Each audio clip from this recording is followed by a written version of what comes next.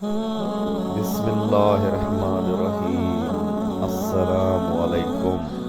حدیث رسول صلی اللہ علیہ وآلہ وسلم۔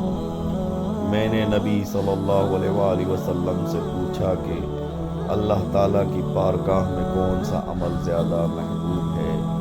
آپ صلی اللہ علیہ وآلہ وسلم نے فرمایا کہ اپنے وقت پر نماز پڑھنا۔ پھر پوچھا اس کے بعد؟ فرمایا والدین کے ساتھ نیک معاملہ رکھنا۔ پوچھا اس کے بعد؟ آپ نے فرمایا اللہ کی راہ میں جہاد کرنا۔ ابن مسعود رضی اللہ عنہ نے فرمایا کہ آن حضرت صلی اللہ علیہ وآلہ وسلم نے مجھے یہ تفصیل بتائی، اور اگر میں اور سوالات کرتا تو آپ اور زیادہ بھی بتلاتے، لیکن میں نے بطور ادب خاموشی